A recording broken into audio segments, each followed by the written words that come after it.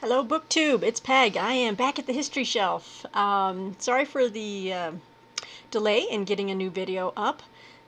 Just been plugging along with life and living and working, reading and writing, and it's been quite the circus. But anyway, I am back, and I'm rocking my Rocky Balboa cap. For many of you who might be new to my channel, I have a mascot, and it's always in the back of my screen on the shelf. But I'm rocking my bookworm history shelf look here today. As you can see, this bookworm here is me, and I'm wearing the cap on which this was inspired by. My brother-in-law carved this for me for Christmas. What was it? Gosh, last year. Merry Christmas. Great show. Thank you, Dave.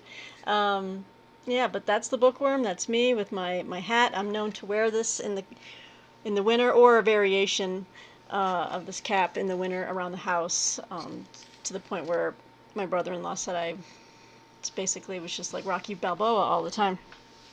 But love it. Love my little scrunch cap. And hey, it's November. And before I get to the purpose of this video, which is I'm finally getting around to my Hamilton book bargain book haul, just rounding out my library with some titles that I've been wanting. So they've been waiting here ready for me to show you, and then I can put them away. But let's see, I'm excited. We got Thanksgiving coming up. And, you know, obviously we're not going anywhere this time of year. Usually we go to my sister's house for Thanksgiving dinner. So this year, cooking my own turkey.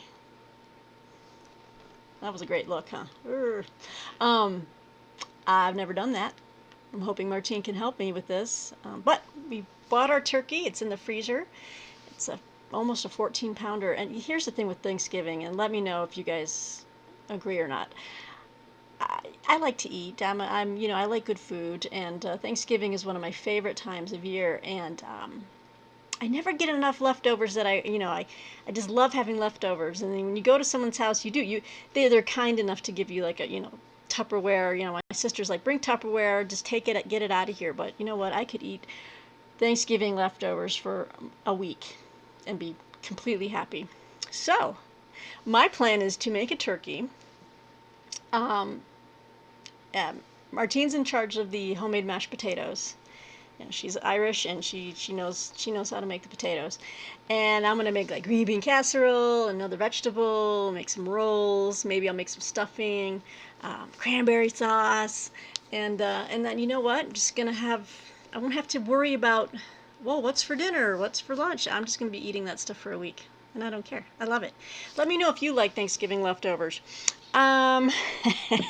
Okay, on to what you're here for, which are the books. Okay, so I have a huge stack. Not going to be able to give you an overview or read every single one. Anyway, how should I begin this? How do I find these books? Are you wondering how I find these gems on these bargain book websites?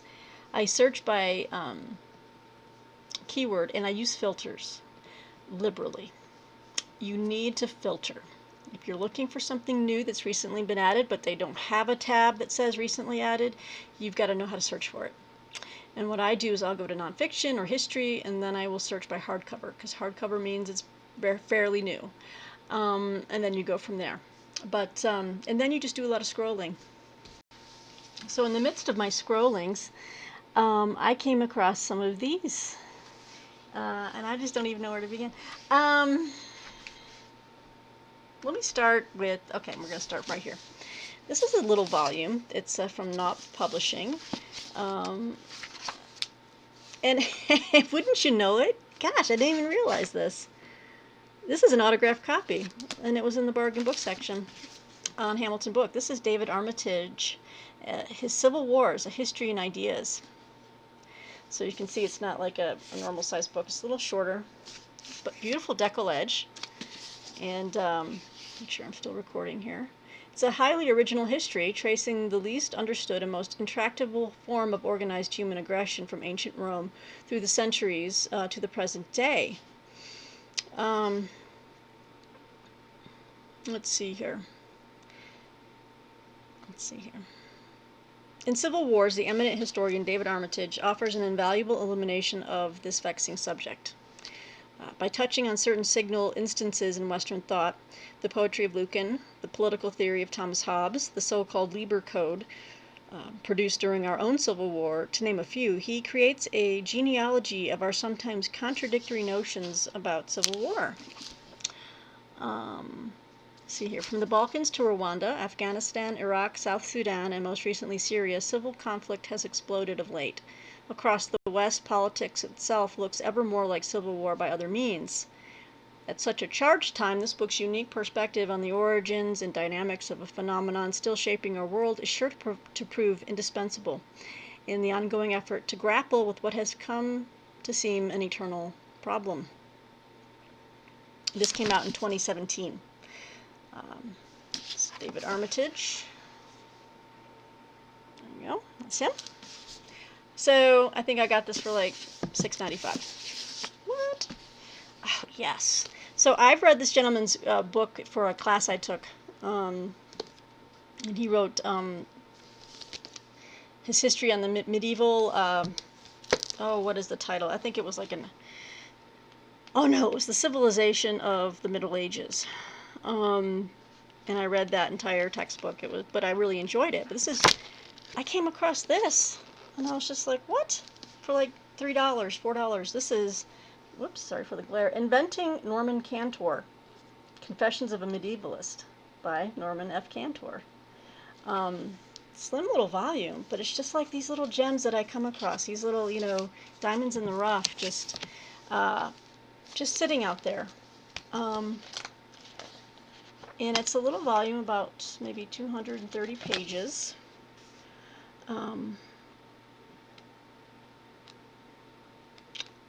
See, Inventing Norman Cantor. Okay, it's a sequel to his Inventing the Middle Ages, now in its 15th printing. Here, Cantor tells the story of medieval studies from 1948 to 2001 through the prism of his own experience and career. With unusual courage and exemplary frankness, Cantor provides an intimate view of his private and professional life, not flinching from acknowledging mistakes he has made. Since Cantor's career also included service as a dean or provost at major universities, this book illuminates the workings of the higher levels of university administration in a way no other book has done.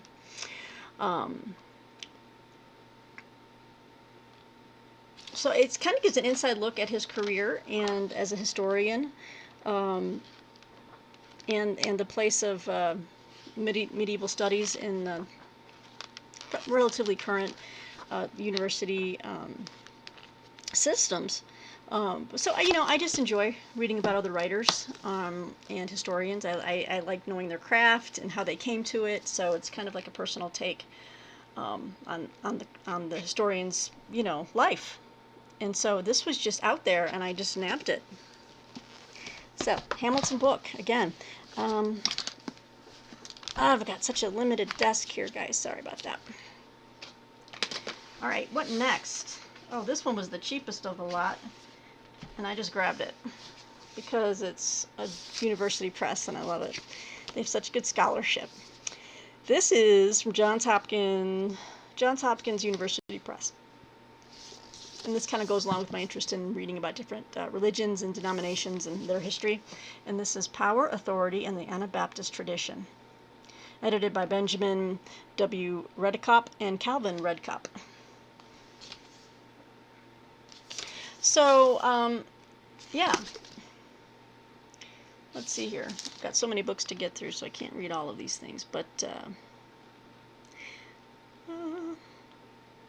let's see here. In this groundbreaking book, well, let me just read this back up a little bit in case you don't know anything about Anabaptists.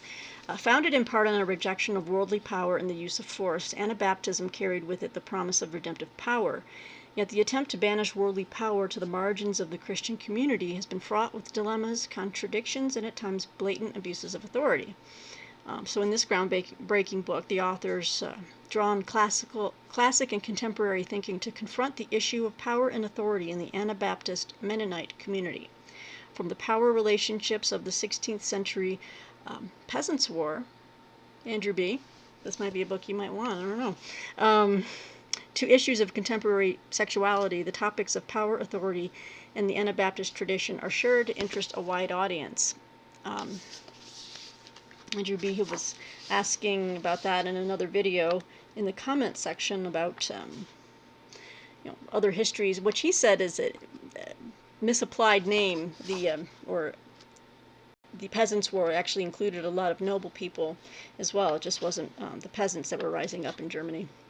So it'll be interesting to see where they mention that. I'll have to report back to you, Andrew, but if you're interested, go to hamiltonbook.com. I'm happy to, in the comments, if you want to know, if you're looking at this book, I think it was like $3.95. This is a hardcover. It's brand new. It's gorgeous. I think they probably still have copies left. It might have even been $2.95. So, if you're doing some research on the Peasants' War or anything like that, this might be a good resource for you. So, okay, so that's another one I nabbed. As well, another book from Johns Hopkins University Press, which I found on a topic I'm interested in, and this is Captives and Countrymen, Barbary Slavery in the American Public, 1785 to 1816, by Lawrence A. Peskin. Beautiful hardcover book. Let's see, and obviously this is about the the Tripoli pirates that were taking American seamen captive. It says here, this is why I got it. This is the first systematic study of how the United States responded to, quote, Barbary captivity, unquote, and shows how public reaction to international events shaped America domestically and its evolving place in the world during the early 19th century.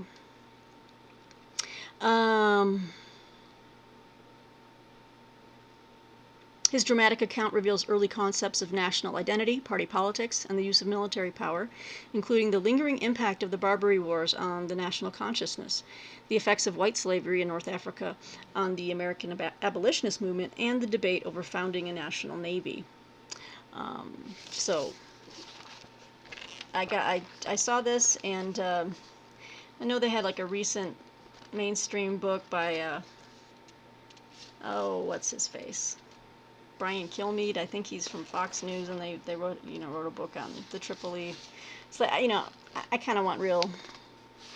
Sorry, but I want a historian to write history on that. So I found this book, and I was like, okay, that's good. This will serve that need. Okay, next book was Missing a Dust Jacket, also by Johns Hopkins University Press. It was a boatload of excellent University Press books that I got.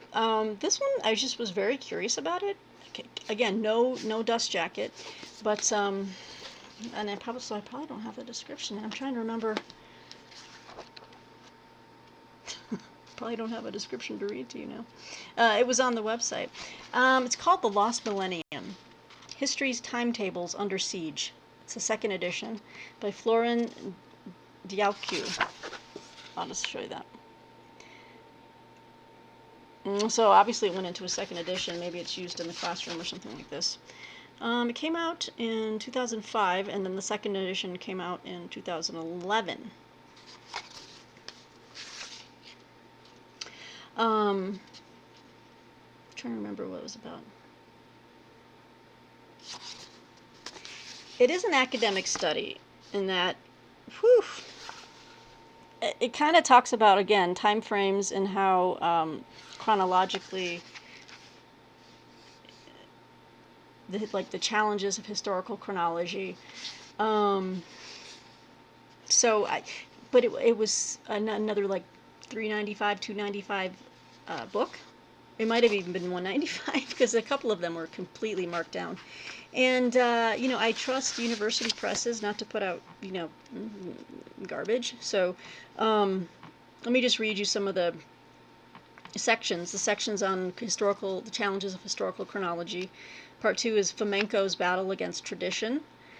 And then part 3, science fights back. So it's an interesting little study. see if I can read the description to you. Oh my God. This might be a little too academic for me, but anyway, thought I'd just give it a try. This is The Lost Millennium by Yaku. If anyone has heard of this book or knows about it, maybe it's a classic in the field, I don't know. Let me know in the comments below. Okay, are we still with... do we have another Johns Hopkins University Press? We might, but let me, I'll go to another University Press book I found. Okay, so this one was in my cart for ages, and I decided to pull the trigger on it. This one was more, I think this was more like a $9 book. Didn't expect this, but when it came, it was another autographed copy. And of course I put the sticker right on the front, but anyway, this is a biography on Klaus Fitz, my people. My history people, my military history people out there. Look at this. Drool over this one. Klaus Fitz, His Life and Work by Donald Stoker. So when I was looking at the book, there was no sticker on it. So this just arrived like that. And I hope I can get the sticker off, or maybe I'll just leave it on. But yeah, I've got an autographed edition. Thank you, Mr. Stoker. It's Oxford University Press.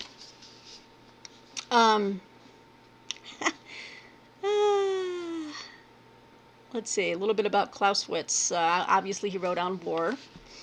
And it was published in 1832 after his death. So let me just read this to you real quick. The book remains a touchstone, dissected and debated by scholars, students, and military personnel around the world who consider it the founding document of the field. Yet to Klaus Fitz himself, far more important than achieving recognition for his written works was glory on the field of battle. He dreamed of winning renown not with his pen, but with his sword, and wielded both with the same determination and zeal. In this new biographical study of Klaus Fitz, Donald Stoker moved skillfully between his career as a soldier and his work as a theoretician. Conventional wisdom holds that Klaus Fitz was merely a staff officer, and that's in quotes, merely a staff officer, who didn't see much combat, but Stoker shows this to be far from true. As a soldier during the era of the French Revolution and Napoleonic Wars, perhaps the most intense period of continuous large-scale warfare in history, Klaus Fitz gained an enormous amount of battle experience. By reconstructing his role in various campaigns from Jena Auerstedt to Waterloo, this work offers new insights into Klaus Fitz as both a soldier in and a witness to the momentous fighting of his time. So, yeah, that's what appealed to me. Obviously, we got some good. It's illustrated amply throughout.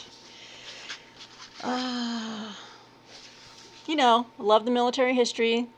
Love my battle maps. I'm a weirdo. I know. What can I say? Whoa, focus. Sorry, the light's a little... Oh, and yeah, I'm sorry, you're seeing, we bought some new blinds that we haven't put up yet for our terrace out here, our patio, and they're still in the box behind me down there. We gotta do that soon. Anyway, so, ended up scoring an autographed copy of Klaus Fitz on HamiltonBook.com. Probably my favorite bargain book outlet. I know a lot of people shop at Book Depository, ABE Books. You know, I just find that Hamilton cannot be beat. For the price, for the shipping, it's a flat rate. Doesn't matter how many books you buy. Flat rate shipping is $4. And my second run-up is bookoutlet.com, which I do have another haul that I have collected recently, and so I'll save that one for later. And I will have a fiction edition, a fiction haul coming soon as well. And then I'm done. I'm really, really done. Okay, so the next book I have, I know this writer from his work on the it's a quarterly journal, and when it first came out, oh gosh, probably what, almost 10 years ago? Well, maybe 8 or 9 years ago. I signed up for it gleefully, and I don't know why I still don't, but I think it was because it was so expensive, like $60 or $70 subscription for 4 issues a year, and it's Lapham's Quarterly. They're beautiful. They're beautiful, wonderful keepsakes, and they're great to read through a selection of writings from throughout time on a theme. And every issue of Lapham's Quarterly is on a theme, on religion, on war, on food, on love, whatever. And then they'll find their, what is going on with my connection? Sorry guys, max headroom over here. Then they'll curate all of those writings from across time, the best writing, and they'll put it into Lapham's Quarterly. Anyway, so I know about Lewis Lapham from that. And I came across, he wrote a book apparently, and I found this on Hamilton.com, or Hamilton Book. And this is Age of Folly, America Abandons Its Democracy by Lewis Lapham. So this book came out, and I know I was a little on the fence because it came, and this is by Verso. This is Verso Publishing. This was published about 4 years ago in 2016. Yeah, so it takes the study all the way up to the 2016 election. So I felt it was still rather timely. In 25 years of imperial adventure, America has laid waste to its principles of democracy. The self-glorifying March of Folly steps off, and March of Folly is actually the name of a Barbara Tuchman book. A little trivia for you. The self-glorifying March of Folly steps off at the end of the Cold War, in an era when delusions of omnipotence allowed the market to climb to virtual heights, while society was divided between the selfish and frightened rich and the increasingly debt-ridden and angry poor.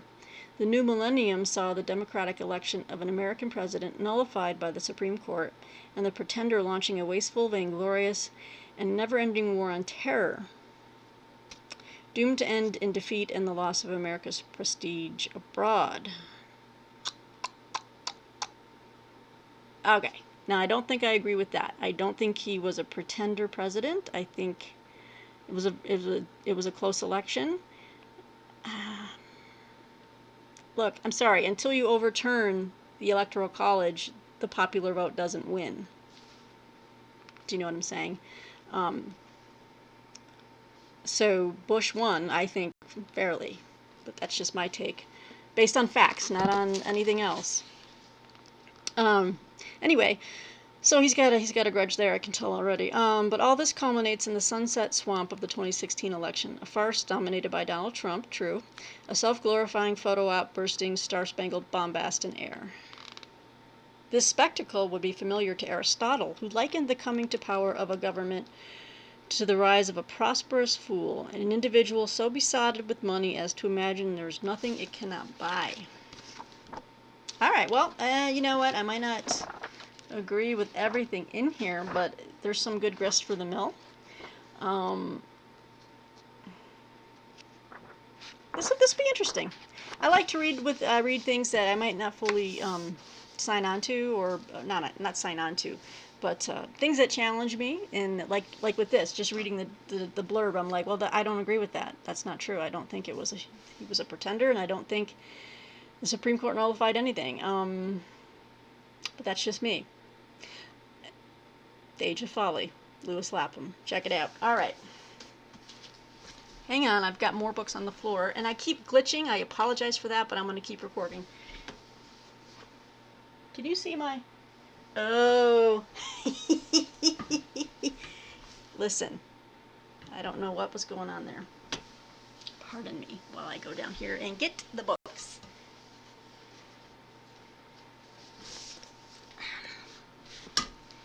All right. Oh, Lordy. One of those days. Okay. The next book I picked up is... Let me take a drink here.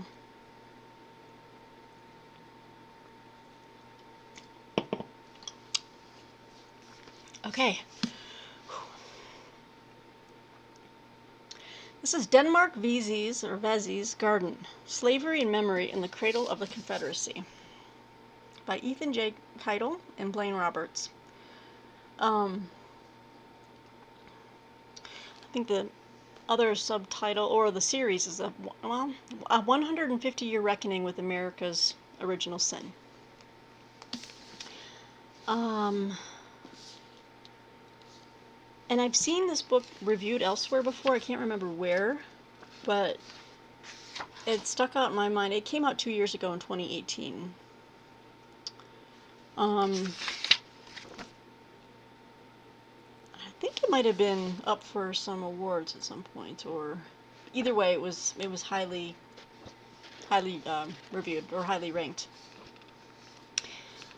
Okay, what is this? It is a book that strikes at the source of the recent flare-ups over Confederate symbols in Charlottesville, New Orleans, and elsewhere. Denmark Vesey's Garden reveals the deep roots of these controversies and traces them to the capital of slavery in the United States, Charleston, South Carolina, where almost half of the U.S. slave population stepped onto our shores, where the first shot at Fort Sumter began the Civil War, and where Dylan Roof murdered 9 people at Emmanuel, I think it's African Methodist Episcopal Church. It's the AME Church, which was co-founded by Denmark Vesey, a black revolutionary who plotted a massive slave insurrection in 1822. As early as 1865, former slaveholders and their descendants began working to construct a romanticized memory of the antebellum South. In contrast, former slaves, their descendants, and some white allies have worked to preserve an honest, unvarnished account of slavery as the cruel system it was. Examining public rituals, controversial monuments, and competing musical traditions, Denmark Vesey's Garden tracks these two rival memories from the Civil War to recent decades, when a segregated tourism industry reflecting these opposing visions of the past took hold in the popular vacation destination. Doesn't that sound interesting? So the book exposes a hidden dimension of America's deep racial divide, joining the small bookshelf of major paradigm-shifting interpretations of slavery's enduring legacy in the United States. So obviously that just sounded great to me. Oh, this was put out by the New Press. It came highly blurbed. We got Ibram X. Kendi. He's blurbed on the back as well. Anyway, if you guys are interested, check it out on Hamilton Book. It's pretty affordable. Okay, so this next book goes along with my collection of history or writings on Spain. And I have another of this author's work, so I wanted to get this one to pair with it. I have it over there on the shelf behind the camera right here. But this is by Robert Goodwin. This is put out by Bloomsbury Press. And this is America, the epic story of Spanish North America, 1493 to 1898. And it's by Robert Goodwin, like I said. And the other book that I have by him is Spain, the Center of the World, 1519 to 1682. So this is a good companion because this takes a look at, Spain and North America primarily. Whereas the other one, this looks at European, the European workings of that country, or, but this one, look at this New Mexico, this is beautiful. After I read the book 1491 by, oh, come on, I know the name, he's right behind me. Where is it? Oh, I did a buddy read with Lukash at A Cruel Reader's Thesis, and Patrice Jones read a lot about how what Spain did in North America, and how far north they went into what we know as today as America, and what they did there. And so I was just really intrigued. I wanted to learn more. So when I came across this book, I was like, I know this guy. I have a book on Spain by him, but he gave just a wonderful study here, ready to go, on the Spanish in North America. So this one was more, I think this was like $10, but it's a brand new copy. It's beautiful. Got it. Oh, and this was the most expensive book I bought. It was a University Press book.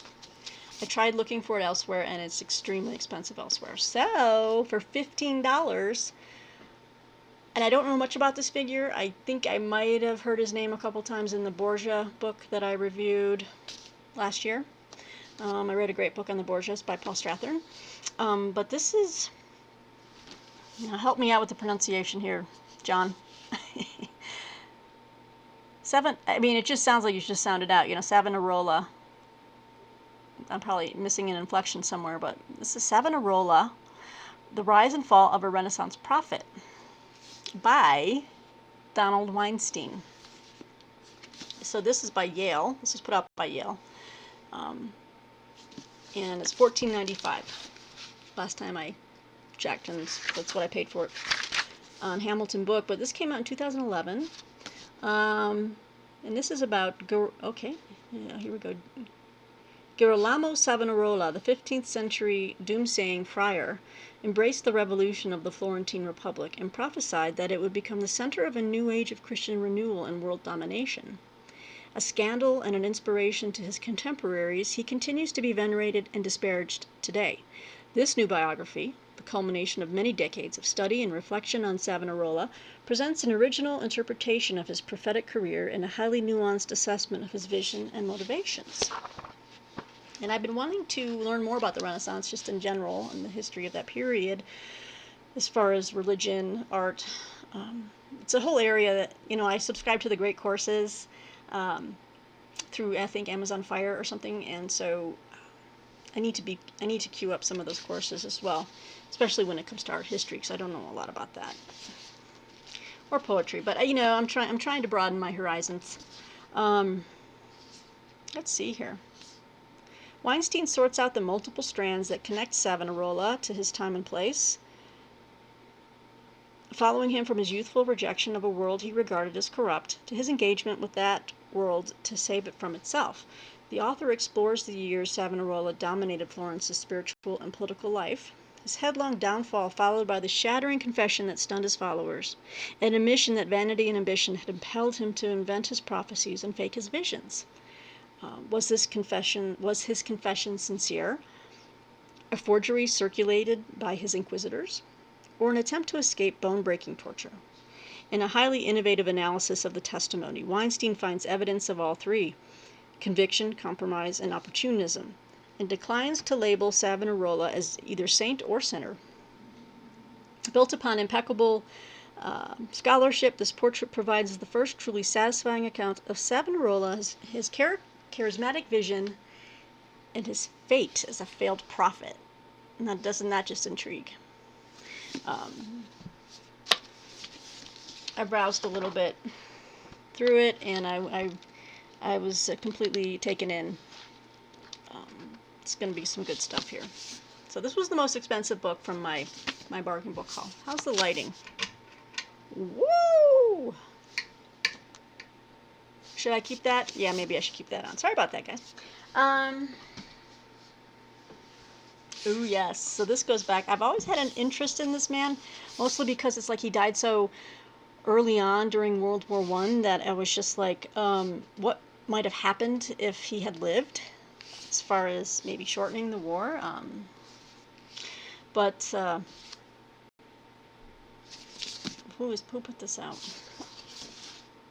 I'll just show you. This is the Kitchener Enigma, The Life and Death of Lord Kitchener of Khartoum, 1850 to 1916, by Trevor Royal. And I had my eye on this for a while. I think this was another one that was like a $10 book. Look at this. It's beautiful. The price is actually in pounds, so I know this book came directly from the UK. This is a UK publisher. Yeah, this is by the History Press. Let's read a little bit here. In this critically acclaimed biography, now fully updated, Royal revises Kitchener's latter-day image as a stern taskmaster, the ultimate warlord, to reveal a caring man capable of displaying great loyalty and love to those close to him. New light is thrown on his Irish childhood, his years in the Middle East as a biblical archaeologist, his attachment to the Arab cause, and on the infamous struggle with Lord Curzon over control of the army in India. In particular, Royal reassesses Kitchener's role in the Great War, presenting his phenomenally successful recruitment campaign, Your Country Needs You. You guys remember that? The guy with the pointing. That was Kitch, baby. Okay. His phenomenally successful recruitment campaign as a major contribution to the Allied victory and rehabilitating him as a brilliant strategist who understood the importance of fighting the war on multiple fronts. So that is why I got this book. I don't think there's enough said about Kitchener, and I did not know he was a biblical archaeologist. That makes me even more fond of the man, I guess. Or look at this. I just love these old photos and stuff. Look at that.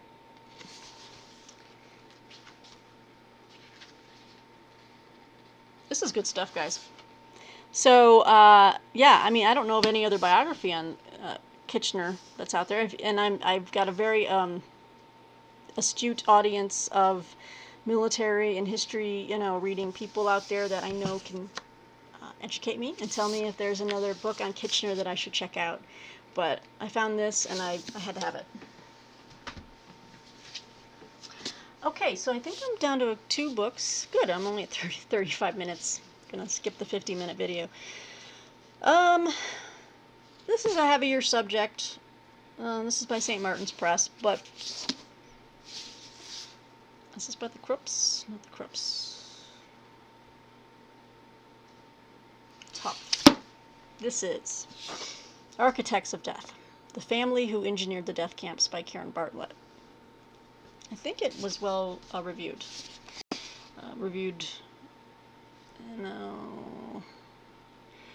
Well, I can't remember. It came out a couple years ago, and I remember I was going to get it new, and I kind of held off. Yeah, it came out in 2018, St. Martin's Press. Let me just read this real quick. Architects of Death reveals the astonishing truth of how the gas chambers and crematoria that facilitated the murder and incineration of more than 1 million people in the Holocaust were designed not by the Nazi SS, but by a small, respectable family firm of German engineers. Topf and Sons, that's T-O-P-F, Topf and Sons designed and built the crematoria at the concentration camps at Auschwitz, Birkenau, Buchenwald, Belzec, Dachau, Mauthausen, and Gusen. At the Holocaust height, 66 Topf triple muffin ovens were in operation, 46 of which were at Auschwitz. It says here, these were not Nazi sadists, but men who were playboys and the sons of train conductors. They were driven not by ideology, but by love affairs, personal ambition, and bitter rivalries. Even while their firm created the ultimate human killing and disposal machines, their company sheltered Nazi enemies. Their company sheltered Nazi enemies from the death camps. The intense conflagration of their very ordinary motives created work that surpassed in inhumanity even the demands of the SS. This is a very, interesting but complicated rendering of the story. But the company that achieved the spectacularly evil feat of engineering typifies the banality of evil, Hannah Arendt's famous phrase. In the 1930s, their family firm produced apparatus for all sorts of industries: baking, brewing, the firing of ceramics. Ovens for crematoria accounted for only a small portion of their business, but it is for these that the Topf brothers became infamous. Their name can still be seen stamped on the iron furnaces of Auschwitz. Wow. Tough stuff. So,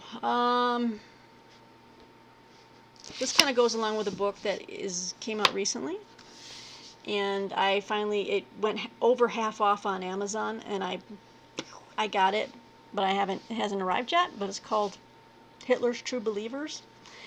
How ordinary people could, could support Hitler.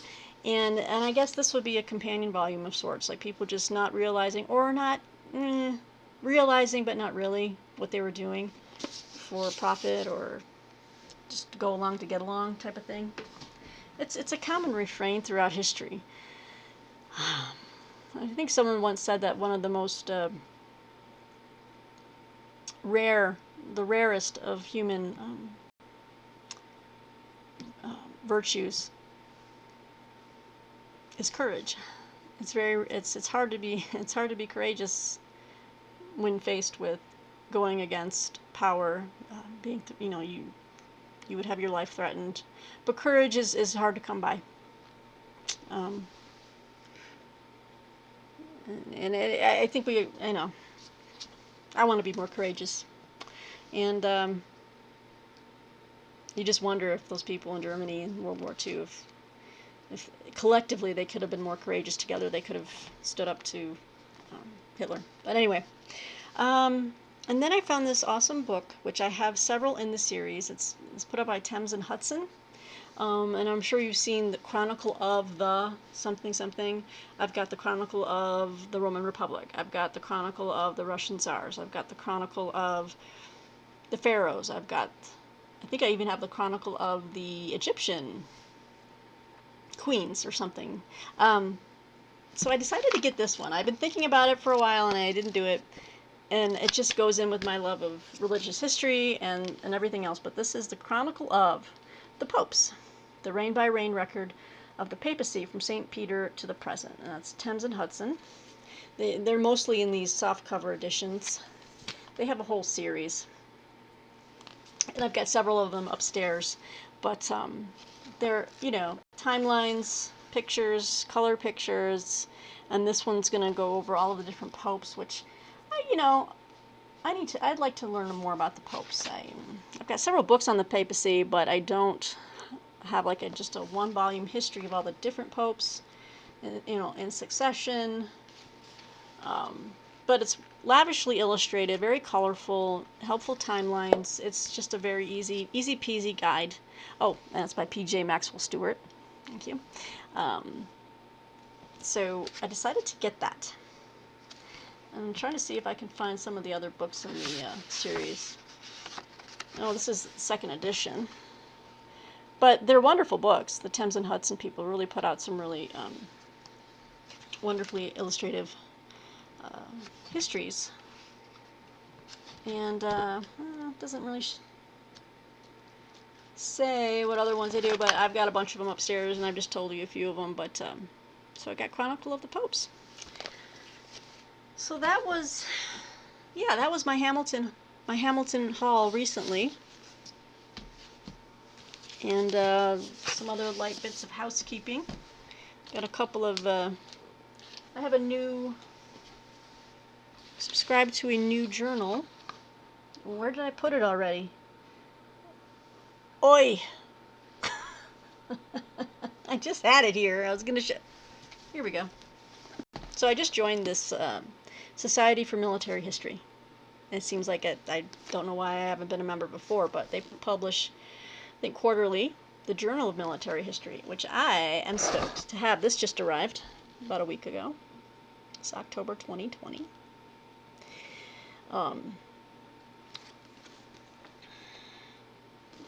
So, as always with these academic journals, you've got a ton of book reviews, peer-reviewed books listed in the back, which I love, and in the front you have all of the nice, long academic essays. Oh, love it.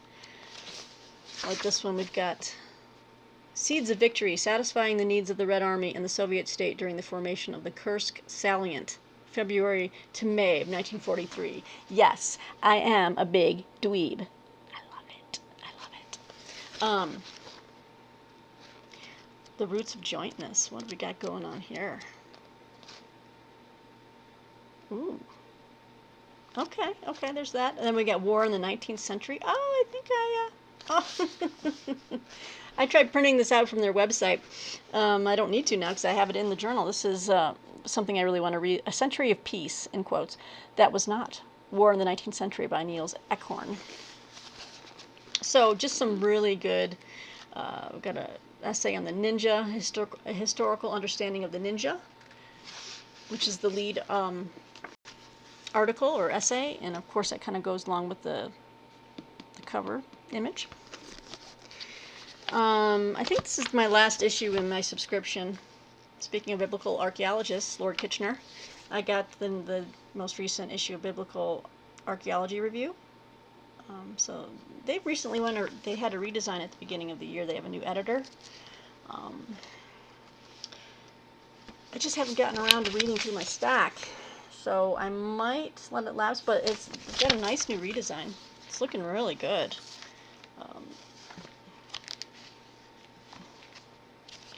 You know, I've always been intrigued with archaeology.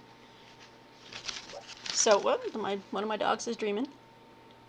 So that came in the mail today. Oh, and then this one looks fabulous. You know, I said Civil War is my thing. Got the very most recent article, or the issue today, Winter 2020 issue of the Civil War Monitor, and talk about timely. Look at this. Look at this cover photo. Monumental Decisions. That's the Robert E. Lee memorial statue there that has been completely graffitied. And it says here, it's a special report. Across the country, Confederate symbols are coming down. We enlisted a panel of top historians to help make sense of it all. So that'll be good. Another great thing about Civil War Monitor, I love their end of their winter issue because they have the best books of. It's a fabulous resource, you guys. I love seeing which books they've picked out for the year to be the best books. Let's see, usually in the back, and then it'll be right here, best books. And it's so great to, and now I have a few of these. Well, I've got a lot of these. What? So they kind of lay it out there. There's some right here. I have a Republican in the ranks, and they got some more, and they give you reasons why, and yeah, but their best book section is outstanding. I still need to get I still need to get the Sherman biography, the new one, The Scourge of War.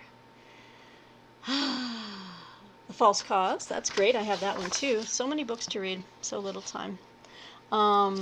Anyway, guys, I love the Civil War Monitor, and it's quarterly, and it's so inexpensive. If you're interested, you can get let me see. 4 issues, you can get a year subscription for $19.95. And I save these issues. I put them away. I've got my little magazine folder. Okay, so those are just some of the things that periodical-wise have come in. That's a lot of books. Let me know what you think. Now I can go ahead and start putting these away. Let me know if you like Thanksgiving leftovers. Just random stuff I want to know. Let me know if you like my hat. If you don't tell me. Just don't have to. Alright guys, well it's 47 minutes. I better wrap it up. Sorry it's been so long since my last video. I'll be back soon. I'm reading through some really interesting books right now. I might come back just to share some thoughts and just some random check-ins until I can have my more in-depth book reviews complete. I do have book hauls. I have a couple more coming, and then I think I'll be pretty much done there, and I'll have to find some new content for you guys. Tell me what you would like to see in addition to book reviews. Do you want more chatty videos? Do you want to serve up a topic and that we could just talk about, or I could, I'm not sure what else we can do here. I want to do things that are useful for you guys, but also fun, and what you think is fun. And so let me know. And I know what you want too. You want bookshelf tours. You want the bookshelf tours. Yeah, there's that. Ugh. Okay, so I gotta get on that. Anyway, guys, so I'll let you go. Have a great night, and I hope to see you guys real soon. Bye.